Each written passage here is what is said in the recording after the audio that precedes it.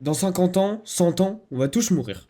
Quand je dis tous, c'est tous ceux de notre génération, et toutes les personnes qui nous ont dit « tu ne peux pas », toutes ces personnes qu'on a aimées, qu'on a détestées, toutes ces personnes dont le regard nous faisait peur. Elles sont mortes, nous aussi. Et j'ai une question, à ton enterrement, tu veux qu'on dise quoi? T'as envie qu'on dise des paroles du style « oui, c'était un bonhomme, il a jamais dit une parole plus haute que l'autre, il a jamais été dérangeant, il était gentil ». Peut-être qu'à ce moment-là, tes amis t'auront réellement aimé, peut-être que ta femme t'aura réellement aimé, mais est-ce que toi, tu pourrais vraiment mourir en te disant « j'ai fait les choses à moitié », en te disant « j'ai pas tout donné ». Non mais, une vraie question. Là, pose-toi, imagine, demain tu meurs. Est-ce que tu serais satisfait de la vie que tu as vécue jusque-là? Si la réponse c'est non, comment tu peux faire? Comment tu peux te dire « ok, je veux que chaque jour que je vis vaille la peine d'être vécu ». Alors ça va passer par différentes choses. Premièrement, pose-toi une question.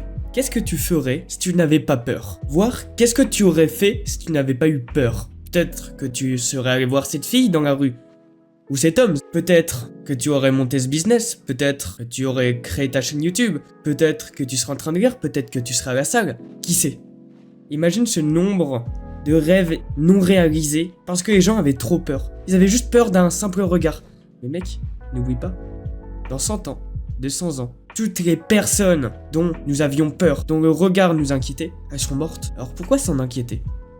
T'as aucune raison. Plus, on peut pousser ça encore plus loin. T'as déjà entendu parler du Spotlight Effect? C'est un peu un paradoxe. Pendant qu'on est occupé à s'attarder sur le regard des autres, les autres, eux aussi, sont en train de s'attarder sur le regard des autres. C'est-à-dire, en fait, on est trop occupé à s'inquiéter du regard des autres pour regarder les autres. Sauf que comme c'est le cas chez tout le monde pense qu'on le regarde, alors que l'autre se pose la même question. C'est le serpent qui se mord la queue. Et en fait, tout le monde s'emprisonne, tout le monde est dans sa bulle en se disant « oui, non mais si quelqu'un me regarde, la personne se regarde parce que tout le monde ne voit que lui. » Mec, t'es pas le centre du monde. T'es le centre de ta vie, oui, mais pas du monde, à moins que tu le deviennes par tes actions. Et bien sûr, une fois que tu as compris et que t'appliques ça, tu peux rejoindre le deuxième groupe, ceux qui vivent réellement leur vie. Alors, vis ta vie et agis. C'était Sioul, à la prochaine!